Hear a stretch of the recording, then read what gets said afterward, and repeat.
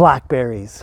We're not going to be enjoying those delicious, nutritious, super foodalicious aggregate fruits for another 6 to 7 months. And if I don't do something with my blackberry patch now, we won't be enjoying any at all. Flower buds form on the floricane or 2-year shoots. Once they're done and they've produced those fruit for you, they should be removed at the end of summer for the overall health of the patch.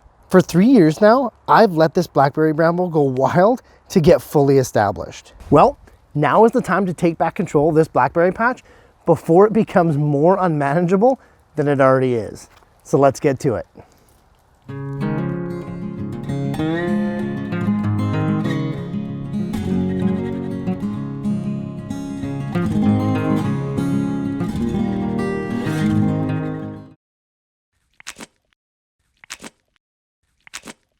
Pruning blackberries serves 2 purposes.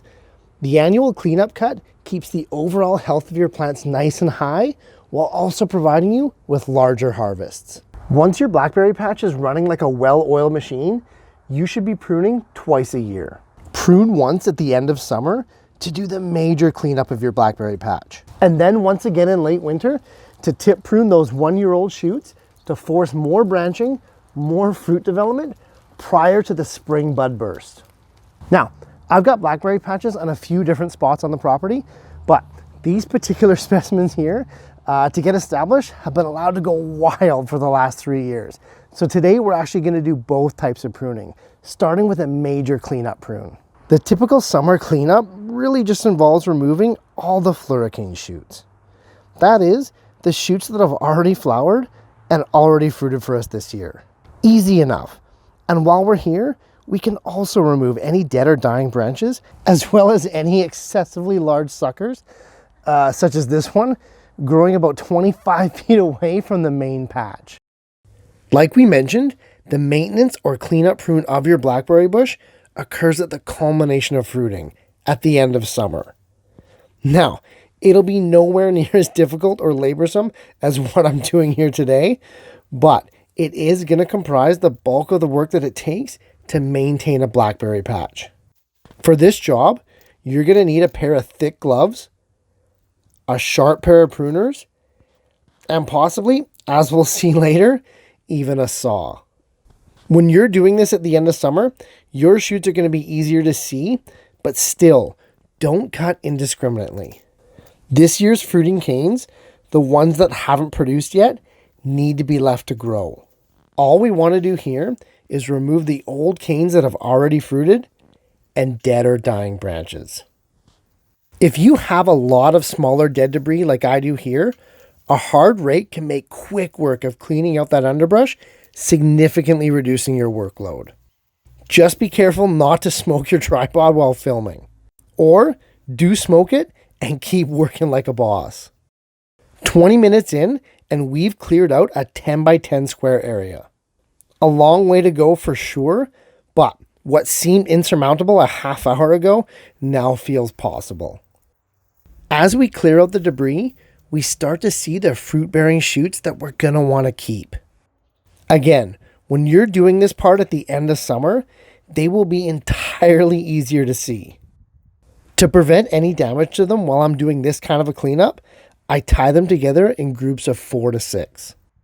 At this stage of their life, they're quite bendable, but within reason. Tying them up like this is also going to make building the trellis far easier if you haven't yet built yours. Now, the second type of pruning, which is the type that we'd actually be doing right now, is tip pruning. To maximize flowering, fruiting, and harvest potential, we tip cut the current year's fruiting canes to about 24 to 36 inches high. Doing so allows us to really get the most fruit out of the least amount of initial canes. On your plants, these canes are going to be super easy to spot because they should be the only living canes left after your summer cleanup.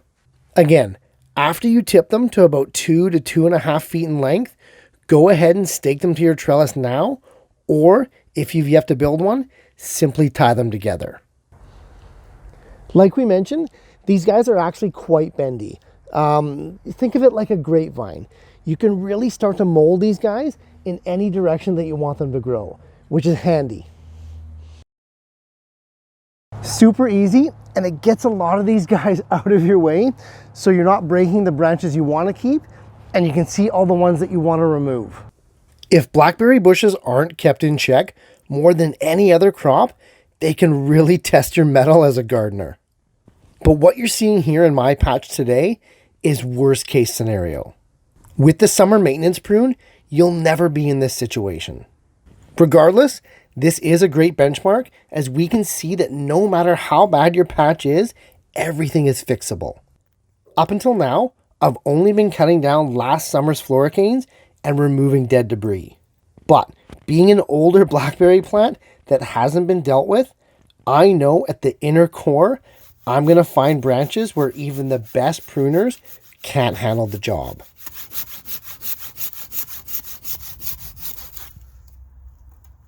Got to earn your stripes when you're working with blackberries. Ouch, hazardous work, which should be more than enough motivation to maintenance prune every summer. Well, it took about 3 hours, but we did what we set out to do. I was aiming to get 4 new established blackberry clumps off of this mess, and I got 3. I got 3 really good ones. The 4th one there over on the east side, it just wasn't good enough to keep. So we'll be happy with these 3, and it should be more than enough blackberries for our family this year. My only issue is now that I got these guys neat and tidy, I need to build a trellis for them. We'll save that for another day. More pressing right now is this area is quite an eyesore. Seeing as for 3 years, this ground has never seen the light because it was covered by a blackberry bush that was just going crazy. Not to mention, for the last 3 hours, I've been trampling around in here, turning this into one big mud pit. So let's go ahead and clean this area up, and we'll call it a day. I'm going to start by raking the area somewhat level. This way, we can apply first a ground cover and then a mulch. Normally, people use a weed barrier or geotextile cloth, but I'm really trying to minimize the plastic that I put in the ground on my farm. On top of that, I hope to eventually be running a small creek through this area, using the natural slope of this land. And I don't want anything in the ground that's going to make digging that harder than it needs to be. Having said that, this recycled craft paper will do just fine, especially with 4 inches of bark mulch on top of it. I always seem to do this on windy days, which makes it a pain for one person.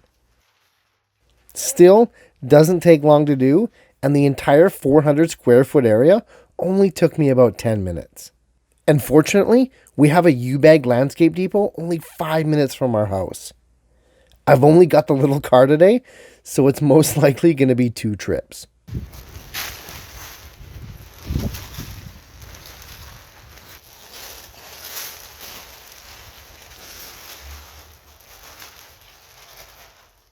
I just have to rake it level and spread the mulch around. Mulch is great, and it's going to do a few things. It's going to prevent any new weeds from colonizing the fresh bare ground. As well, it's going to hold in moisture and mitigate any extreme temperatures that we may get. Like Kramer says, you gotta mulch. I know the area looks quite barren, but once the daylilies sprout, they take up a 4-foot radius on their own, and the blackberries will easily cover the entire front of the bed. Super happy to get this and the grapevines done already. And with the blueberries and strawberries finished in the fall, the only berry left is the raspberries at the end of winter, right before spring bud burst. Hard to imagine that this space looked like this just 3 hours ago. Blackberries are an amazing superfood, full of nutrients and goodness that's out of this world.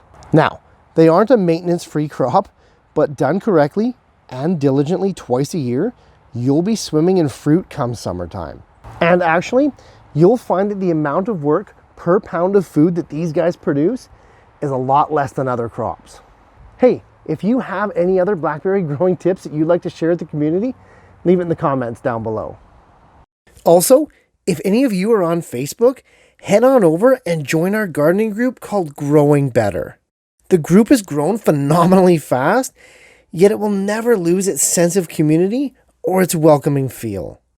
If you're passionate about growing epic organic fruits, herbs, and veggies for you and your family, the Growing Better group is a great place to hang out, share, learn, and grow. Hey, thanks for watching, guys. If you're getting value in this and the other series that I'm doing on YouTube, hit those like, share, and subscribe buttons if you'd be so kind, and I'll see you in the next video.